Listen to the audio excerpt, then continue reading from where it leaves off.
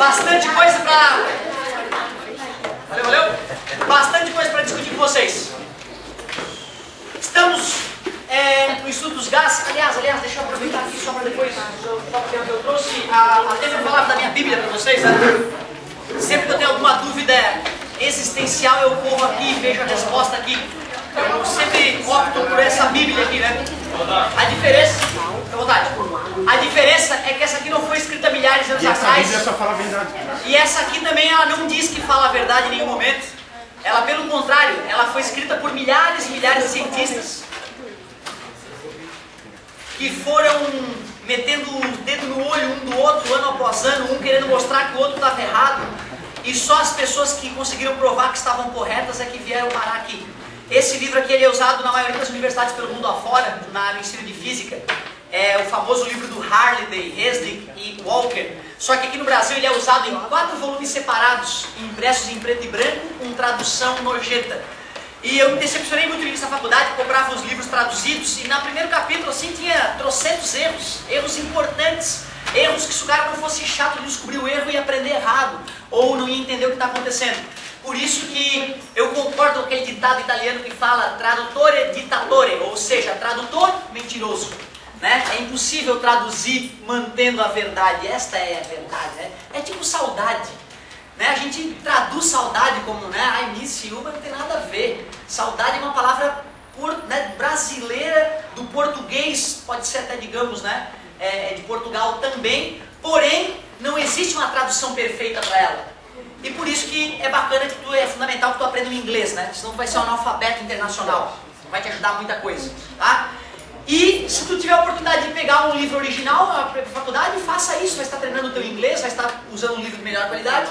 E o mais incrível, esse livro ele é extremamente didático, eu não entendia nada nas aulas, ia ler o livro, entendia tudo. Que brilhante esse livro. Uma das coisas que é brilhante dele é que ele começa cada capítulo, ou o cara metendo a mão no chumbo, que está a 700 e poucos Fahrenheit, no chumbo derretido ali. O cara coloca a mão 700 Fahrenheit, tira a mão e não queima a mão. Que estranho, né? Certo? Não, mão normal. Tem a ver com isso que tu falou, mas a mão não precisa estar molhada, não. Porque a mão já é molhada, né, naturalmente. Certo? Ela tem umidade, né? Mas bacana, só se tu for procurar para ver a resposta para isso, não tem jeito. Eu vou te contar. O morceguinho, ele é cego, como é que ele enxerga o morceguinho, né? Sendo cego, como é que o filho da mãe voa e desvia das coisas? Que loucura, que absurdo. E assim ele vai contando cada detalhe, o Hindenburg, como é que o Hindenburg pegou fogo? Né? Por que tantas pessoas morreram no acidente daquele famoso Zeppelin, lembra? Hindenburg. Legal. Por que aconteceu aquilo, né? E assim ele vai deixando o cara cada vez mais boquiaberto. E é um livro que te cutuca, te deixa com dúvida e na explicação te responde a dúvida. É um livro que tu, a cadeira e mais ninguém aprendem sozinhos, né? Um livro muito bem escrito. Por isso que eu falo realmente, cara, um bom livro e tempo para estudar leva o cara ao além. E aí eu vou deixar aí pra galera dar uma folhadinha, né? Só uma folhadinha rápida para tu sentir o clima. A única coisa que te deixaria desconfortável é ler esse livro. Esse livro ensina a mesma física que eu te ensino. Só que aqui ele usa cálculo diferencial integral, que é uma ferramenta matemática que tu ainda não conhece.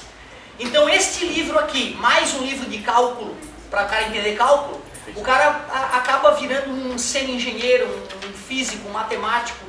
Basta querer. E eu vou te dizer, na faculdade eu não aprendi quase nada. E olha que eu tive professores bons, mas na sala de aula a gente não aprende. A gente aprende quando bota a bunda na cadeira em casa, o que prova são as minhas notas que eu tirei agora e confessei para vocês, né? Mesmo a matéria que teoricamente eu tenho base, sem estudo, não cheguei a lugar nenhum, certo? Ali tem a foto do cara no carro tomando raio, o cara tá dentro do carro e o raio já está saindo no pneu, tem várias fotinhos bonitinhos, mas o mais bacana é a maneira como ele é escrito, ele é extremamente didático. Fala, meu querido. Pode passar, se já desse uma olhadinha, passa para alguém aí que tem interesse.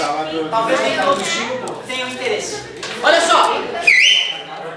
Outra, na internet deve ter partes do livro, tá? Bota lá Halliday, Resnick, tu de repente acha um PDF com uma parte do livro lá para dar uma fuçada só para tu sentir.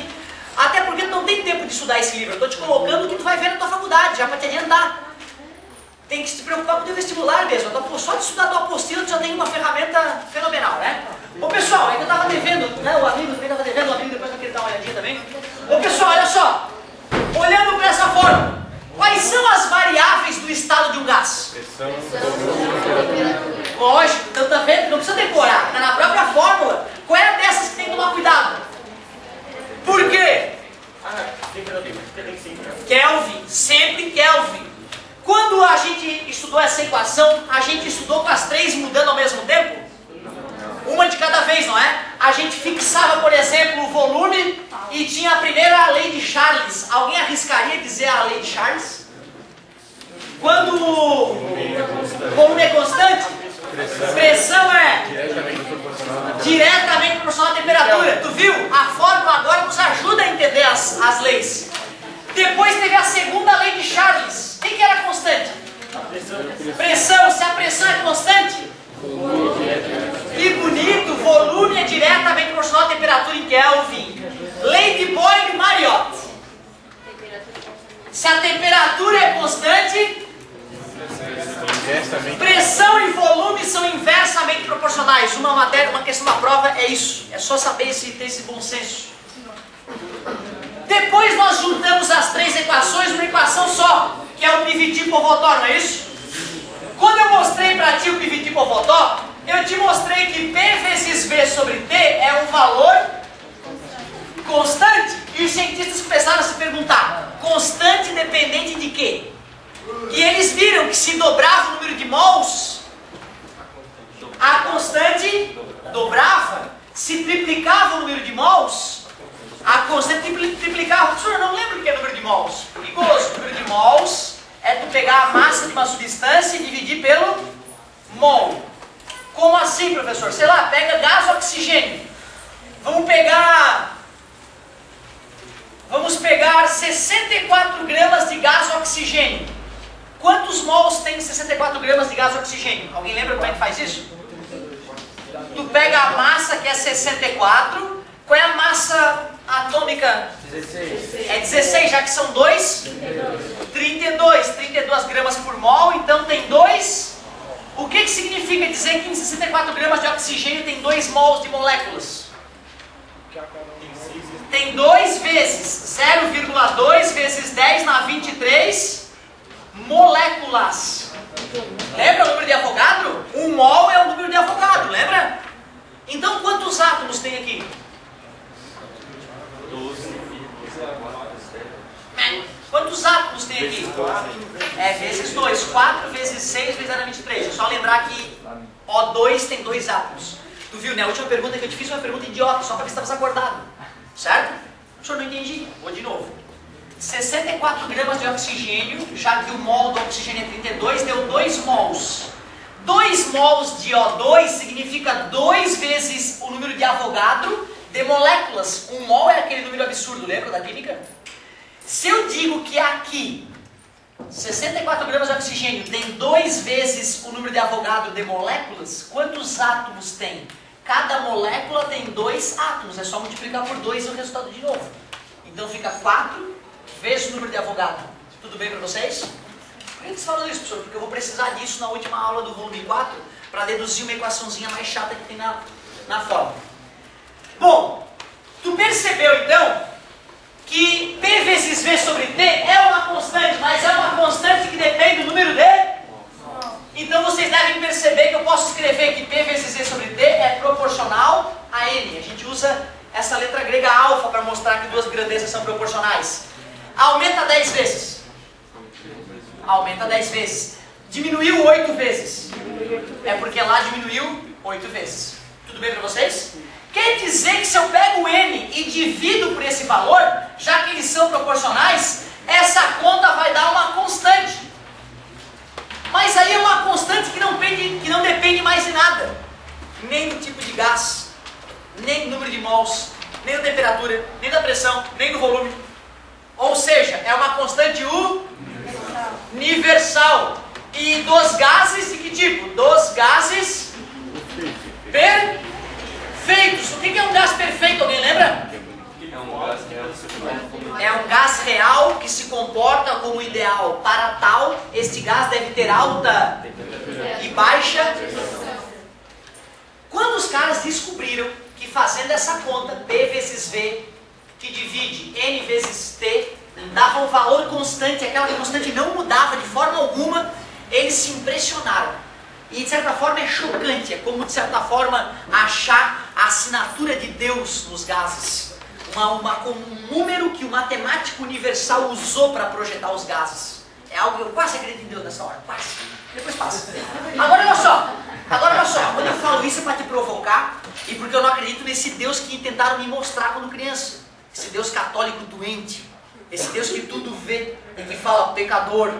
Ah, para, essa historinha não dá para acreditar, né? Por isso que eu te falo que este Deus eu não acredito. Mas se chega um ateu para mim e fala que não acredita em Deus, eu digo que eu sou religioso. Não, eu acredito em Deus. Na verdade, para fazer o cara pensar sobre o assunto, né? A única conclusão que eu tenho, certeza na minha vida, é que Deus não tem nada a ver comigo. Ai, Deus fez o homem à sua imagem e semelhança. Essa é a pior piada que tem, né, cara? Deus é parecido. Eu sou quase Deus. Essa é a ideia mais idiota que eu já vi na minha vida. O criador das estrelas de nêutron, o criador das galáxias, dos buracos negros, do átomo, esta coisa, teoricamente geradora disso tudo, não pode ser parecida com um ser humano, né, cara? Certo? Então eu chamo de coisa. Quando eu falo em Deus, eu chamo de coisa, a coisa. Porque é uma coisa muito além, né, do que a gente pode imaginar. Imagem e semelhança. Ô galera, olha só. P vezes V que divide N é uma constante. E é uma constante. Aí os amigos perguntaram no final da aula: professor, quanto vale essa constante? Inicialmente eu vou chamar ela de R. E esse R vai ser 0,082 se tu usar, preste atenção, pressão em atmosferas, volume em litros, temperatura Kelvin e N é número de mols, vou chamar de mol. Tu viu a unidade do R? Eu te pergunto, eu decorei a unidade? Tu acabou de ver que eu não decorei a unidade, né? Tu acabou de ver que eu olhei para a fórmula e fui pensando, pressão, como é que se mede? A galera prefere medir atmosferas, porque lembra da nossa atmosfera, né? Volume, como é que a gente mede volume no nosso dia a dia? Litros, por isso eu coloquei L. Temperatura, tu sabe que não tem escolha, tem que ser Kelvin. E mol é uma unidade também, eu fico amarrado aqui, não tem jeito. Mas, se tu fosse usar os dados do sistema internacional, o R daria 8,3. Só que sistema internacional, como é que mede pressão? Pascal. Volume. Metro cúbico. Temperatura. Não pode ser outra. Número de mols. Mol. Aí uma pergunta, eu lembro que sempre me revoltou muito. O aluno sempre pergunta: professor, quando é que eu uso uma, quando é que eu uso outra? Fazer yoga nessa hora. Aí eu respondo assim, ó: amigo, se tu estiver usando atmosfera e litro, tu usa essa aqui, cara, ó. Mas, se for Pascal e metro cúbico, cara, tu usa essa. Tu entende a minha irritação? Porque a resposta na cara dele. Ele tá com preguiça de pensar, ele levanta a mão e solta uma bobagem. Então cuidado, algum dia na tua vida tu pode ter dúvida em qual delas tu vai usar? Jamais! Jamais! Porque a fórmula vai ter do lado dela a unidade. Tu olha com um dedinho assim, ATM, tem que usar ATM. Litro. Pronto! Tu entende isso que eu estou te dizendo? Então é uma coisa simples, tu jamais terá essa dúvida, qual que eu vou usar? Porque tu vai olhar para a traseirinha aqui da unidade, olhar ali bonitinho e ver o teu probleminha. Simples assim. Então essa dúvida não é uma dúvida plausível. Uma dúvida já mais razoável é aquela assim, ó: ô professor, eu não sei quando é que eu uso PV igual a NRT e eu não sei quando eu uso PVT por fotó. Tudo bem. Mas quer ver como tem gente que já sabe? Qual é a diferença crucial entre elas? Uma das. Claro, se a questão falar número de mols, tu abraça o Clapeyron, né? Que é a equação de Clapeyron essa aqui. Não tem jeito. Mas vamos supor que a questão ainda não falou do número de mols. Que outra coisa ali te mostra que uma é totalmente diferente da outra na hora de usar. Pô, olha só, uma tem P antes e tem P depois. Uma só tem um B. A outra tem volume antes, a outra só tem um V. Uma tem temperatura e temperatura. E aqui tem uma temperatura. Não está claro que uma é para uma condição única e a outra é para uma mudança? Né? Então só de começar a ler, o volume do gás era tal e passou para tal. PVT por fotó. A temperatura era tanto e foi para tanto. PVT por fotó. A pressão mudou, PVT por Votó. E se ele falar de uma situação única, ou se ele falar do número de mols, tu abraça o Clapeyron, que ele fez igual a NRT. Por que de 82 foi para 83, né? 0,0, 82 foi para 8,3? Por que está preocupado com isso? Porque para chegar em Pascal tu multiplica por 10 na 5 e daí tu divide por 10 então na... peraí. Então quer dizer que em algum momento eu falei que era exatamente 100 mil Pascal. Eu disse que isso era exatamente 100 mil Pascal. Né? A gente não falou que era exatamente, né? Certo? A pressão atmosférica não é exatamente 100 mil Pascal. A gente diz que é aquele número ali para não ter uma noção na hora de raciocinar. Mas não é exato. Né? Então uma atmosfera ficaria aproximadamente 101 Pascal. E tem mais números aqui, tá? Certo? 1, 2, 3, 4, 5. Faltou um zerinho, né?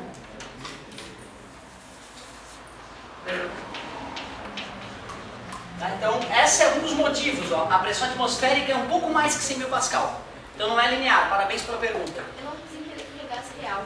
É qualquer gás? Qualquer gás que exista. Qualquer gás que exista. Se existe aquele gás, ele é real. Agora tu pergunta, né? Sim, professor, por que um babaca falaria que existe gás real, que é o gás que existe? Por acaso existe algum gás que não existe? Sim. Sério? Claro! O ideal. No começo da aula, lembra? Primeiro os cientistas viajaram na maionese. O que é que me serve? Essa coisa aqui que escorre pela minha pele. Eu sinto, ó. Até mexi meus pelinhos. Tem alguma coisa ali. Eu não vejo. Ah, mas eu quero saber o que é isso, essa coisa aqui que nos envolve. Aí a galera começou a viajar, é um monte de bolinha. Essas bolinhas são perfeitamente esféricas e se chocam umas com as outras de maneira perfeitamente elástica. Hã? Nem o hélio? Não. E outra assim, ó. Esse gás ideal, ele nunca vai existir, porque ele é uma criação do ser humano para tentar entender a natureza. Ele é um modelo criado na mente dos cientistas. Por isso que tem a necessidade de chamar um gás de real. Porque o gás ideal é um gás imaginário, que não existe. Certo? Bacana a colocação, é importante entender esse comecinho. Ô pessoal! Pois não. Onde?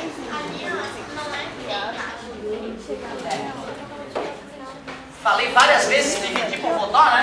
Escrevi errado, salvou a pátria, garoto. Show de bola. Ô pessoal, olha só. Uma outra dica que eu dei na aula passada foi na hora de usar o PVT por Votó não sair multiplicando, lembra? Qual foi a dica que eu dei na hora de usar o PVT por Votó? Simplificar. Cuidado, tu pode simplificar uma fração numerador com denominador. Numa igualdade, tu pode simplificar o número de cima com o de cima ou de baixo. Nunca cruzado, porque cruzado é uma multiplicação, lembra? Por isso escreve. Quando eu for fazer exemplo de PVT por Votó, eu vou te mostrar, eu vou fazer o cálculo do jeito que o aluno normal faz e vou fazer simplificando. Tu vai ver que é absurdo. Um demoraria 20 minutos, o outro faz em 30 segundos. É covarde. Então tem que simplificar. Mas agora é que a mágica vai acontecer. Agora é que nós vamos começar a estudar e entender por que o mundo virou a loucura que virou. Termodinâmica. Amigo, o mundo ficou a loucura que é hoje quando nós descobrimos que dá para fazer um gás trabalhar pra gente e ficar aqui de braço cruzado, coçando o saco, enquanto um gás trabalha pra gente. E o que eu estou te falando não é piada. É uma maneira de ficar fazendo a natureza trabalhar para ti. Tu não move uma palha, a natureza faz a coisa acontecer. O ser humano lá por volta de 1750 na Inglaterra descobriu uma maneira de dobrar a natureza, de fazer o gás, um gás, suar a camisa para ti. Quando algumas pessoas começaram a fazer isso, as desigualdades começaram a aumentar brutalmente, né? É o poder do cérebro. Os caras que descobriram isso começaram a ficar ricos da noite para o dia, cada vez mais dinheiro, e as pessoas que não entendiam o que ele fazia, pobreza. Né? Então é uma coisa que a gente precisa mexer nisso, né? Em algum momento a gente vai ter que mexer nisso, porque realmente a pessoa que sabe usar o cérebro, ela é infinitamente mais poderosa que a pessoa que sabe usar os músculos. E essa diferença começou a ficar discrepante na Revolução Industrial de 1750. O que aconteceu naquela época que fez o homem ficar do jeito que está, ávido por recursos, e outra, sem fazer esforço, apertando o botãozinho, e as coisas trabalhando? Como? Tudo começa com um cilindro e um êmbolo móvel, lembra do estudo dos gases? Vou botar gás aqui dentro, ó. Eu pergunto a vocês, se eu jogo uma certa quantidade de calor para esse gás, o que acontece com ele? Aumenta a temperatura e se era, começa a ficar mais agitadas as moléculas. E moléculas mais agitadas vão bater com mais ou menos força no êmbolo. E esse êmbolo tende a subir. Quer dizer que o êmbolo estava ali embaixo e depois que eu joguei calor, as moléculas se agitaram, o êmbolo subiu uma distância d. Mas se esse êmbolo subiu, tu concorda que os gases fizeram força no êmbolo? E quando a gente faz força durante uma certa distância, não estamos realizando trabalho, lembra lá desde o primeiro ano, né? Trabalho é força vezes distância vezes o cosseno do ângulo. Não magoa. Esse cosseno é só para decompor a força para te ajudar. Não é para te atrapalhar. Lá no primeiro ano tu viu isso. Esse ano nós já usamos essa fórmula para deduzir força, energia potencial elétrica, nós já usamos. E mais uma vez ela vai ser usada. Imagina se de repente depois descobrem que essa fórmula é falha. Toda a física tem que ser reescrita, porque boa parte da física vem dela, né? Vem da ideia de que para medir a energia, a gente multiplica a força pela distância. Tudo bem para vocês? Mas intuitivamente faz sentido, não faz? Quanto mais força eu faço, mais energia eu gasto. Quanto maior a distância que eu fiquei fazendo a força, mais energia eu gasto. Faz sentido? Sim. Faz todo sentido. Aparentemente não tem por que nos preocuparmos com isso. Mas vai que um dia mostram que essa fórmula está errada. Já saberias que todas as fórmulas que vêm dela também estariam erradas, né? Ô pessoal, eu costumo medir a força que um gás faz em um recipiente? Não, a gente mede o que de um gás? Pressão. E numa aula atrás aí eu te falei que pressão é força, e até te mostrei que alguns pilantras usam essa ideia para dizer que são super-humanos, né? Tá dividindo, passa? Força é pressão vezes... Tranquilo? Então vamos ver, trabalho é igual. Que legal, ó, tem galera que tá ligadinha, ó, pressão vezes área, nada mais justo, vezes distância. O ângulo foi para cima e a força foi para cima. Que ângulo é esse? 0 e cosseno de 0? 1. Então já que esse ângulo é 0, aqui deu 1. E um pouco de matemática. Área da base vezes a altura. O que eu estou medindo da sala de aula? Volume, lembra? Quase todos os sólidos geométricos, o volume é a área da base, vezes menos o prisma, desculpa, menos a pirâmide e o cone. Alguém lembra do volume da pirâmide e do cone? A do cone tem... A área da base vezes a altura dividido por isso que tu nunca deve comprar objetos no formato cônico ou piramidal, porque eles têm 3 vezes menos conteúdo do que o recipiente cilíndrico ou prismático. Por isso que a casca de sorvete é cônica, para tu comprar 3 vezes menos sorvete. Parece engraçado isso, mas é isso mesmo, é para pegar o ignorante, o cara ignorante e não saber que está sendo roubado. A embalagenzinha de shampoo cônica, aquela bonitinha que tu gosta? Pois é, lá vem 3 vezes menos shampoo pelo mesmo preço que a embalagem, certo? Cilíndrica. Outra, não, aí o amigo falou, mas o preço é pelo litro. Não. Na própria etiqueta do supermercado tem lá o preço pelo litro. A maioria delas está errada. Se tu pega uma calculadora e faz na hora, tu vê que os caras estão te roubando. A etiqueta está mentindo. Outra, pacotão econômico. O pacotão econômico nunca é o econômico, é sempre o mais caro.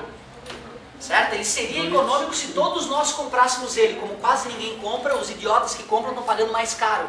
Levam uma embalagem gigantesca para casa e felizes e pagando mais caro.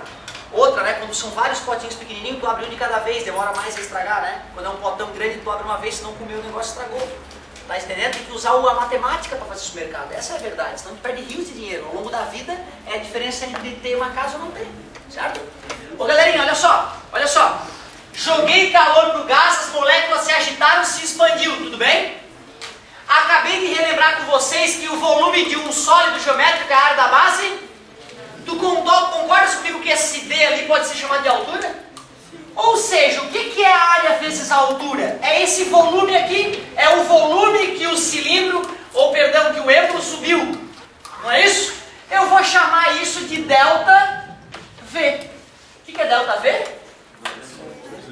Eu acabei de deduzir para ti como é que se calcula o trabalho realizado. Quem é que está realizando esse trabalho? Por um gás. Trabalho realizado por um gás. Só tem um detalhe. Este P o que é? Pressão. pressão, aquela pressão ela é absoluta ou ela é relativa? Ó, teve um dia que eu dividi essa sala em duas, será? Vamos ver. Dividi a sala em duas, disse que essa pressão aqui está hermeticamente fechada a sala, tudo bem? Eu digo que essa pressão aqui é 0 otávios. Estou criando uma nova unidade de pressão. Tudo bem? Em minha própria homenagem, bem humilde. 0 otávios, tudo bem?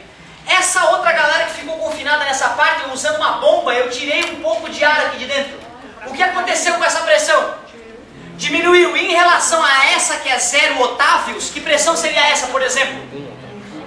Menos, eu sempre queria escutar, menos 666 otávios. Tudo bem para vocês? O que eu estou te dizendo? Eu estou te dizendo que a única maneira de ter uma pressão negativa é se eu disser que uma pressão que não é zero, é zero. Ou seja, eu arbitrariamente digo que uma pressão que não é zero, é zero. Aí uma pressão menor que essa fica... É a única maneira de uma pressão ficar negativa. Porque tu concorda que a pressão de um gás é exercida pelo choque das moléculas contra a parede do recipiente? A molécula tem mãozinha, será para se agarrar e puxar? Não. Ou seja, um gás pode exercer pressão negativa em um recipiente? Só se for pressão relativa. Ô, professor, mas eu tenho um amigo meu que é suicida, anda de moto atrás dos caminhões, e ele diz que o vácuo puxa ele. Ele só fala que o... fala pra ele que ele vai morrer cedo. Ele só fala que o vácuo puxa ele, que ele não entende porra nenhuma de física. O vácuo não puxa ninguém. Como é que o vácuo vai puxar alguém se o vácuo é nada? O nada te puxa? Ou seja, o que está acontecendo naquela hora que ele acha que o vácuo está puxando ele? Coitado. Como o caminhão passou e retirou o ar da frente dele e continua tendo ar nas costas dele, o ar das costas dele empurra ele para frente. Entendeu? Ou seja, não tem vácuo sugando ninguém para lugar nenhum. Tem que ter ar nas costas empurrando o cara para frente. Tudo bem para vocês? Deixa eu ver se tu entendeu. Esta pressão aqui, ela pode ser negativa? Jamais, porque pressão para ser negativa ela tem que ser e essa pressão é a absoluta. Pressão absoluta é sempre molécula não pode puxar, molécula de gás só pode empurrar. Tudo bem para vocês? Então vem cá, quem é que vai definir o sinal dessa fórmula, já que esse cara é positivo sempre? O ΔV, não é? O que é ΔV, meus amigos? Final. Quando é que isso aqui dá positivo, quando é que isso aqui dá negativo? Quando o volume aumenta, final menos inicial fica positivo. Quando o volume diminui, final menos inicial fica negativo. Tá tudo bem para vocês? Fácil entender isso, né? Vocês concordam que os motores, o gás que está dentro do motor se expande? E é por isso que o motor realiza trabalho para a gente. Mas tem uma máquina conhecida da vida de vocês que faz o contrário do motor, que em vez de deixar o gás se expandir, espreme o gás. Que máquina é essa? Legal, mas não era essa que eu quero escutar, é uma outra aqui na borracharia. Começa com com, termina com compressor. Muito bem, compressor! Eu não sei, na outra sala eu tive a sensação que muita gente não sabia o que era um compressor, eu fiquei um pouco assustado. Levanta a mão quem já ouviu falar compressor e sabe o que é. Fico aliviado. Para quem não sabe, é uma bomba de ar que fica espremendo o ar e botando o ar espremido num cilindro. Aí tu vai, ô tio, enche o pneu da minha bicicleta, ele vai lá e enche. Sem precisar ficar... Tudo bem, compressor? O que acontece no interior de um compressor? O ar se expande ou se comprime? Ah, então se o motor realiza trabalho positivo, então, quer dizer que o compressor, o trabalho é? Claro, bota na tomada para o compressor gastar energia e espremer energia dentro do gás, né? Espremer energia? Eu posso pegar um gás, espremer e deixar energia armazenada nele. Então eu posso fazer um carro movido a ar comprimido. Eu espremo o ar, boto no tanque do carro e aí faço esse ar se expandir e faço o carro andar. Porra, por que os carros não são movidos a ar comprimido? Gasolina dá dinheiro. Pode ser, né? Essa tecnologia existe, tá? Existe carro movido a ar comprimido. E eles são bem eficientes. Então tu vai lá, bota ar comprimido no carro, sai jogando ar para fora do carro e andando. Aí na hora que o tanque estiver com baixa pressão, tu para uma borracharia, enche, que tem que ser uma super borracharia, um super compressor. Vai lá, enche o tanque de ar comprimido e sai andando de novo. O amigo falou a verdade, se isso não está acontecendo é porque alguém não quer, né? Quem que não gostaria disso? O governo? Não, o governo gostaria até, né? Só se a gente for pensar na Petrobras como governo, né? Petrobras, Repsol, Shell, as empresas mais ricas do mundo, elas não querem isso. Ou seja, o problema hoje é tecnológico? É econômico. Nós não temos interesse de salvar o planeta, a gente prefere que o planeta morra com todos nós juntos e nós morremos ricos. Mas morramos. Melhor do que todo mundo normal e vivendo com carros a ar comprimido, que estranho, né? Não acreditem quando eles te falem que o problema é tecnológico, porque não é. O problema é econômico, tá? Agora olha só. Uma hora vai ter que ter. Agora olha só que interessante. Usa bazuca. Se o motor, se o gás se expande no motor, o trabalho do motor é positivo. Se o ar é comprimido no compressor, o trabalho no motor no compressor é legal. Agora vem cá, essa fórmula, ela tem uma limitação terrível. Ela só serve para a pressão. E se a pressão for variável, qual é a saída que eu tenho? Eu pego o gráfico pressão por volume e faço o que com o gráfico?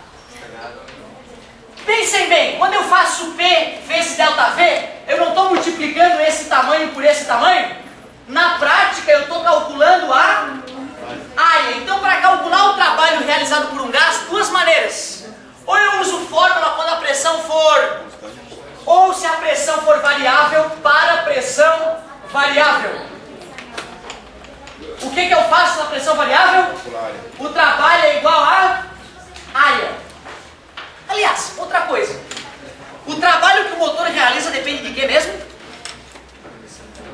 Isso. O trabalho que o motor realiza depende de quê mesmo?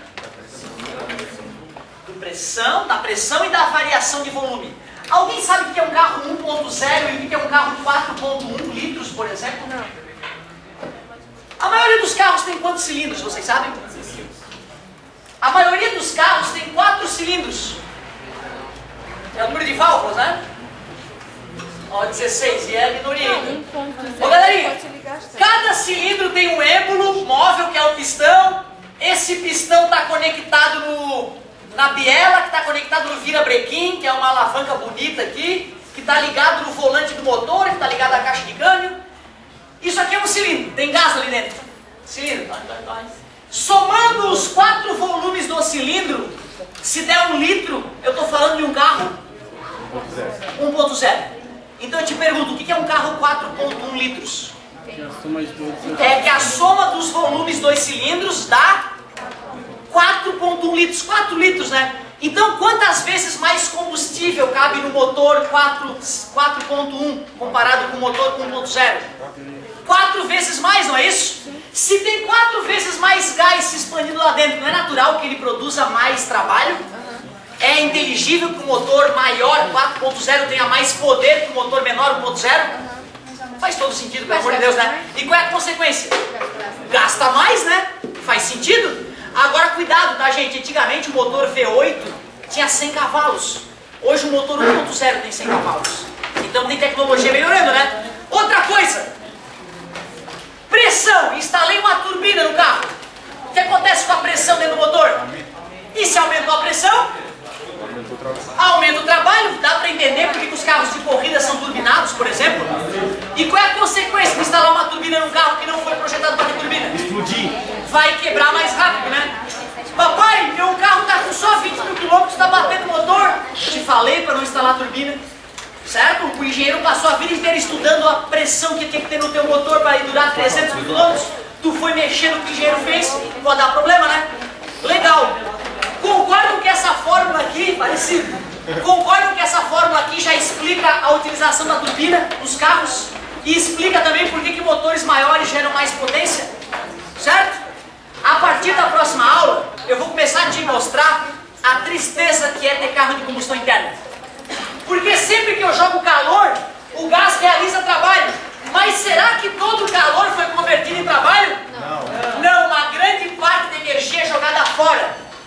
Só para ter uma ideia, a cada 100 pila, só 30 usa para o carro, 70 sai pelo ganho de descarga.